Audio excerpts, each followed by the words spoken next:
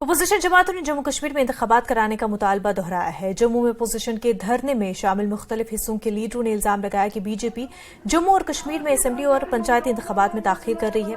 उन्होंने कहा कि पार्टी जानती है कि वो इंतखाबात में कामयाब नहीं होंगी। मुकर्रीन ने मुतालबा किया कि जम्मू कश्मीर में जमहूरी सेटअप बहाल किया जाए। National Conference Congress, Peoples Democratic Party, CPIM और कुछ दीगर मकामी समाजी ग्रुपों के कई रहनुमा पुरअमन एहतजाज का हिस्सा थे।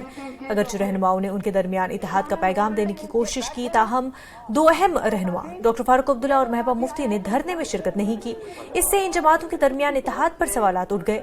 इन जमातों के लीडरों ने दोनों रहनुमाओं की अदम मौजूदगी का जवाब फराहम करने की कोशिश की, ताहम ये बात सामने आई है कि पार्टियों में सब कुछ ठीक नहीं है।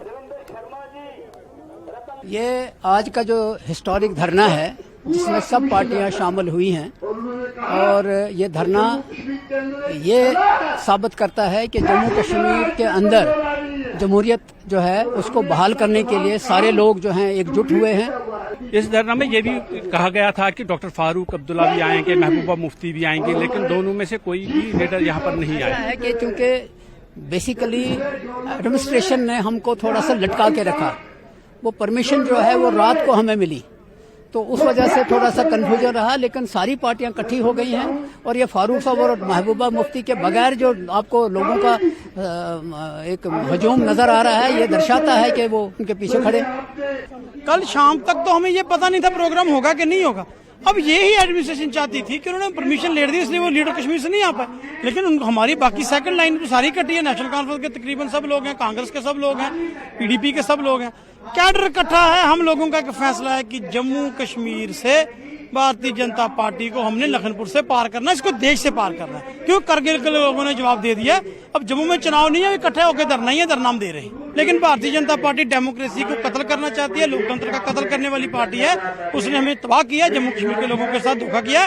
करगिल के लोगों ने फैसला सुना दिया, अब हमारी बारी है। जब चुनाव आएगा देखिए बीजेपी की क्या हालत होगी। हमारी तरफ से पहल का सवाल है, इनिशिएटिव का सवाल है कि कमरों से बाहर निकलकर सड़क पर हम ये मुद्दा आवाम के सामने भी रखें और सरकार को भी ये मैसेज आए कि हम जमहूरियत चाहते हैं यहाँ जम्मू कश्मीर में।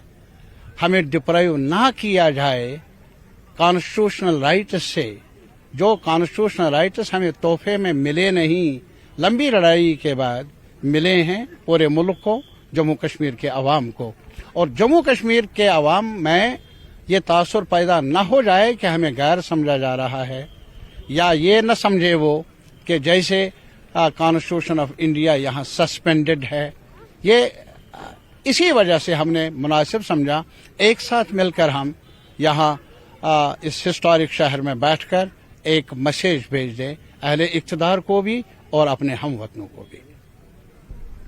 रविंदर रैना का कहना है कि जो बीजेपी के प्रेसिडेंट है, उनका ये कहना है कि आप सब लोग इकट्ठे इसलिए हुए हैं कि आप अपनी दुकान चला रहे हैं। मिसाल रविंदर शर्मा मेरे साथ हैं, कांग्रेस के चीफ स्पोक्स पर्सन। मैं ये सवाल उन्हीं से पूछूंगा। शर्मा साहब, कैसे देखते हैं उनके इस बयान को? वो बोल रहे हैं कि आप अपनी दुकानें चला रहे हैं, आपको लोगों की कोई फिक्र नहीं। देखिए, बीजेपी का अगर डंका बजता है 50+ का, दुकान चलाएं ना, चुनाव करवाएं। हम कहते हैं वो दुकान चलाएं जो दुकान वो चला रहे हैं। हम तो लोगों की खिदमत में हैं, दुकान तो बीजेपी चलाती है, लेकिन चुनाव से भाग क्यों रहे हैं? आज सवाल यही पूछा गया। 5 राज्यों के चुनाव आपने ऐलान किए, 5 साल से ज्यादा लोग सुन रहे हैं कि अप्रोप्रिएट टाइम पे चुनाव होंगे।